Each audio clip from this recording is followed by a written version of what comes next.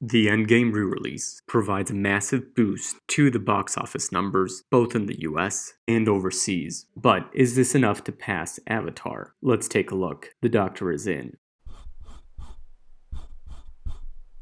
What's up, guys? Doc Ito here with an Avengers Endgame update. Before we begin, remember to like and subscribe and hit the bell so you don't miss any of Doc Ito's updates, or what we affectionately call free repairs. In my last box office update, I went through all the re-release details, arguing why a watered down re-release will not be enough, because the studio will not release a real re-release in the future. We always give you the real box office analysis without bias, and that wasn't enough, promptly making this one of my least liked videos ever. But the numbers are the numbers, and we've been doing this type of analysis since from the beginning with the Alita box office updates, which were actually quite successful at predicting the final outcome. And if you have not seen Alita Battle Angel, definitely do so. It's coming out on Blu-ray and digital in the next week or two. One of the Marvel fan accounts on Twitter discovered Alita and thought that it was great. And if the Marvel fans and Alita fans united, watch out world. As I predicted, the re-release of the movie for Endgame was fairly watered down. There was a tribute as well as a deleted scene and preview for Spider-Man Far From Home, and many fans were upset or underwhelmed with the scenes and the re-release.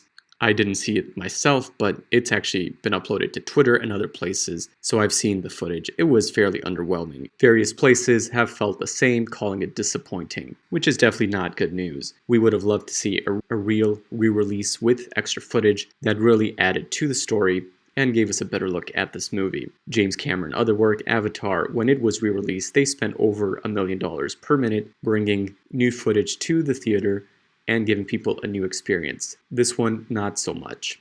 Here's what I thought in my last video the re-release would actually end up as. So I don't think you're looking at a $30 million gross. I would predict 5 million, maybe something in that range. So let's take a look at the numbers. The movie went from 985 theaters to over 2,000 theaters and did have a massive bump over the weekend with the re-release, anywhere from a 180% to a 250% boost over the prior weekend. A huge amount. With the prior weekend gross of about $2 million, the movie should have had a 40 to 50% drop with a weekend of around 1 to 1.2 million. Instead, it made 6.1 million, a boost of right around $5 million, which is what I predicted. However, there was also a re-release overseas, which had a massive boost to the box office numbers. Over the past week, it made 6.7 million in the US, 6.8 million overseas, for 13.5 million total. It stands at 2.765 billion right now, $23 million shy of Avatar. Infinity War From Here to the End only made 11.8 million, but over the past week, Endgame made about $8 million extra compared to Infinity War, and over the prior weeks, Endgame has been making about 75% of Infinity War's percentage. So overseas, the re-release made another $4 to $5 million extra.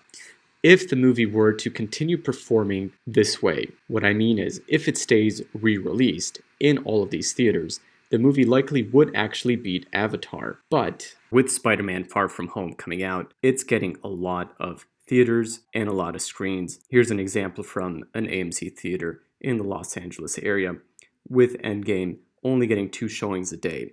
So this film is not going to have the amount of showings and theaters that it did, and it's going to drop off, unfortunately, for Endgame. So rather than this 2.8 billion number, a more realistic estimate is taking the Infinity War performance and adding it back from here on out, leaving the movie with about $12 million shy of Avatar. If the movie returns to its performance about 75% of Infinity War, we're going to be about 14 million shy of Avatar.